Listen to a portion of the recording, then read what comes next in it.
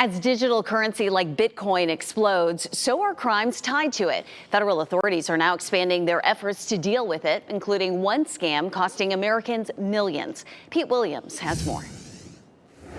Steve Belcher of Denver, recently divorced and single again, found someone on a dating app who seemed like a good match. After several weeks of messaging, she mentioned Bitcoin and a website he could use to invest in it.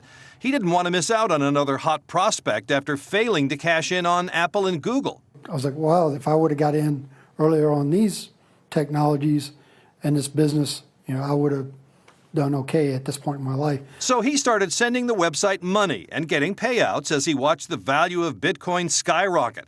He poured more and more in, and the website showed his bundle ballooning as high as $8 million. But when he decided to take more of his money out, he discovered he could not. That's when the red flags went off, and my heart sank, and I knew something was not right with this. It turned out to be an elaborate scam, from the person on the dating app to the phony investment website. His total loss, an astonishing $1.8 million, his life savings. The man in charge of a new FBI unit dedicated to cryptocurrency crime says it's a bold twist on romance scams. It's a prospector's dream. I want to be part of the ability to earn that much money and take care of my family and take care of those I love through an investment that just explodes. The FBI says it received more than 4,300 complaints last year about cryptocurrency romance scams, with total losses of more than $429 million.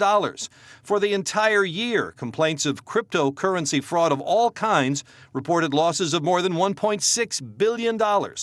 The Justice Department's new director of cryptocurrency enforcement said it's now the preferred method of payment for a range of scams, with the appeal of the next big thing that isn't well understood. There's a sort of a lack of familiarity with the technology and exactly how it's used, coupled with FOMO, a fear of missing out on some of these, what the American public perceives as good investment opportunities. They're sort of blinded by the novelty of it. Right, exactly. Back in Denver, Steve Belcher says he still can't believe what happened. All the people that are looking at me now and saying, what an idiot, right? So it's like I was on the same side, like I'd never fall for something like that. Now he hopes to find some way to get his money back.